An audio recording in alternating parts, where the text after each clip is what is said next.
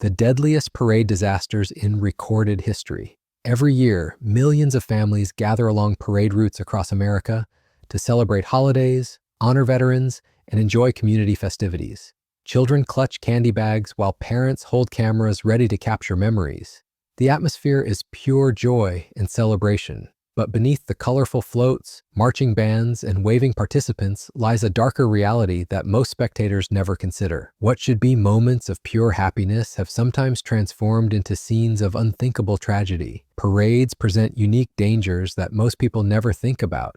Massive floats weighing thousands of pounds navigate narrow streets filled with excited crowds. High winds can turn innocent balloons into deadly projectiles. Railroad crossings intersect parade routes with split-second timing that can mean the difference between celebration and catastrophe. These moving celebrations create a perfect storm of potential hazards that have claimed lives throughout history. The statistics are more alarming than you might expect. Federal safety investigators have documented dozens of parade-related fatalities over the past several decades. Children running into streets to collect thrown candy, participants falling from moving floats, mechanical failures causing crushing injuries, and weather-related incidents have all contributed to a grim toll that continues to mount each year. The National Transportation Safety Board has issued urgent recommendations for stricter safety measures, but many communities still lack adequate planning procedures and clear safety protocols. Today, we're examining the most devastating parade disasters ever recorded. These aren't just statistics or newspaper headlines. These are real tragedies that shattered families and changed communities forever. From train collisions that killed veterans returning from war to balloon accidents that left spectators fighting for their lives, these incidents reveal how quickly celebration can turn to horror.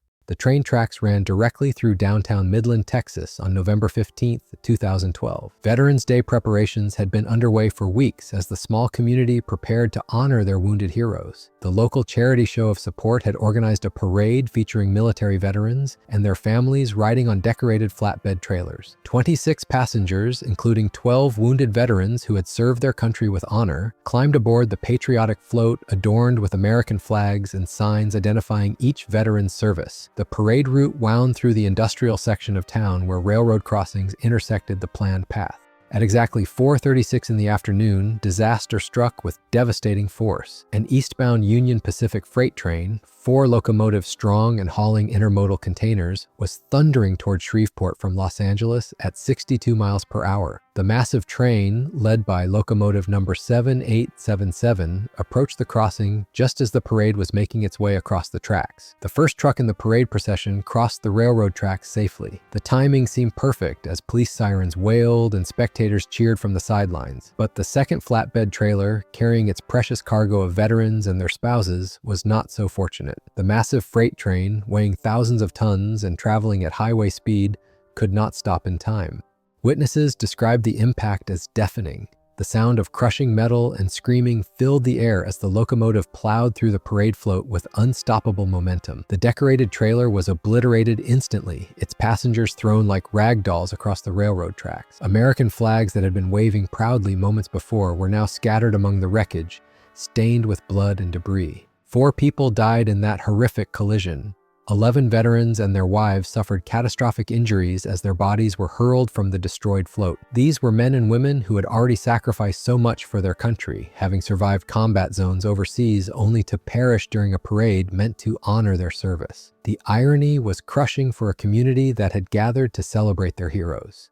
Federal investigators would later determine that this tragedy was entirely preventable. The year-long investigation revealed shocking failures in basic safety protocols. The parade organizers had failed to obtain proper permits, and city officials had allowed the event to proceed anyway, violating their own ordinances. No one had coordinated with railroad authorities to halt train traffic during the parade. Communication breakdowns at every level had created the conditions for disaster. But the Midland train crash was just one of many parade tragedies that have claimed innocent lives. The dangers lurking within these celebrations extend far beyond railroad crossings. High above the streets of Manhattan on Thanksgiving morning, 1997, massive helium balloons swayed dangerously in gusting winds. The 71st annual Macy's Thanksgiving Day Parade was proceeding despite weather conditions that should have grounded every inflatable character. Wind speeds reached 45 miles per hour, far exceeding safe operational limits for the giant balloons that had become synonymous with America's most famous parade. The Cat in the Hat balloon, stretching several stories tall and requiring dozens of handlers to control, was struggling against the fierce crosswinds. At exactly 10 o'clock in the morning, near the intersection of Central Park West and 72nd Street,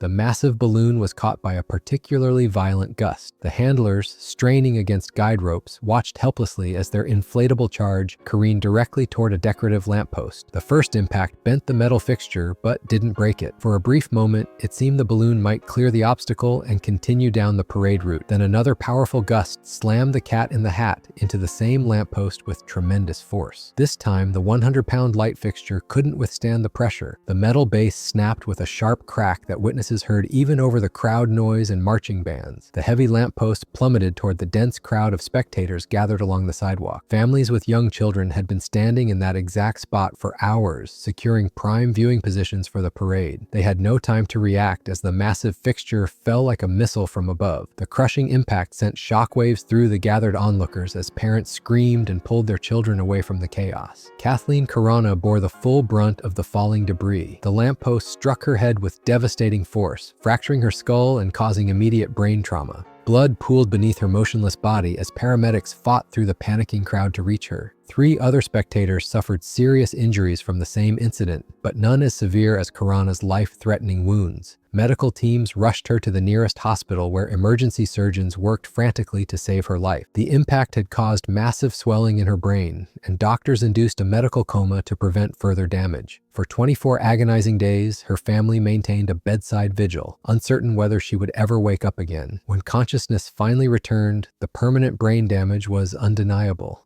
Her life had been forever altered by a split-second parade accident. High above Central Park West, the wind continued to howl as emergency crews worked to stabilize the remaining balloons. The same gusts that had nearly killed Kathleen Caronna were now threatening other giant inflatables along the parade route. Police officers drew knives and began puncturing Barney the dinosaur and the Pink Panther balloon, deflating them before they could cause additional casualties. The sight of beloved childhood characters being stabbed and stomped by law enforcement created surreal images that would haunt witnesses for years. The 1997 incident forced Macy's to implement strict new safety protocols. Today, meteorologists monitor wind conditions constantly during the parade. When gusts exceed safe limits, balloons are either flown much closer to street level or grounded entirely. The cheerful characters that once soared high above Manhattan now stay tethered much closer to Earth, a permanent reminder of how quickly celebration can turn deadly. But even these improved safety measures couldn't prevent the most intentional and devastating parade attack in recent American history. On November 21st, 2021, the annual Christmas parade in Waukesha, Wisconsin, was proceeding peacefully when 39-year-old Darrell Brooks drove his red Ford Escape through police barricades at 40 miles per hour. The SUV plowed directly into the parade route, striking participants and spectators with calculated precision. Brooks continued driving through the crowd for several blocks, leaving a trail of broken bodies in his wake. 6 people died in that deliberate rampage, including an 8-year-old boy and 4 elderly members of a dancing group called the Milwaukee Dancing Grannies. 62 others suffered injuries ranging from broken bones to traumatic brain injuries. Unlike the accidental tragedies in Midland and Manhattan, the Waukesha attack was pure malice. Prosecutors determined that Brooks had been fleeing a domestic disturbance when he encountered the parade, then made the conscious decision to strike as many people as possible. The randomness of his victims, from children to grandparents, shocked a nation already weary of violence. These parade disasters share common threads that extend beyond their devastating outcomes. In Midland, communication failures between organizers and railroad authorities created deadly conditions. In Manhattan, weather warnings were ignored in favor of maintaining tradition. In Waukesha, inadequate security barriers allowed a vehicle to penetrate the parade route. Each tragedy was preventable through better planning, stronger safety protocols, and more rigorous enforcement of existing regulations. The victims of these disasters came from all walks of life: veterans who had survived combat overseas, families enjoying holiday traditions, children collecting candy, elderly performers sharing their talents with the community. They attended parades seeking joy and connection, never imagining they might not return home. Their deaths serve as stark reminders that even the most innocent celebrations can harbor unexpected dangers. Federal investigators continue studying parade safety, issuing recommendations that many communities still haven't implemented. The National Transportation Safety Board calls for mandatory safety training, improved barrier systems, better weather monitoring, and coordination with emergency services. Yet, budget constraints and bureaucratic inertia often prevent meaningful changes until after tragedy strikes. These stories remind us that safety should never be sacrificed for spectacle. The next time you attend a parade, look beyond the colorful floats and marching bands. Notice the barriers, the emergency personnel, the weather conditions. Remember the victims whose lives were cut short during what should have been moments of pure celebration, and honor their memory by demanding the safety measures that might have saved them. You should like this video and subscribe to the Deadly Details channel for more fact-filled, intense tragedies. Give this video a thumbs up as it helps other people interested in the same content find this video. Thank you for watching and stay tuned for more videos.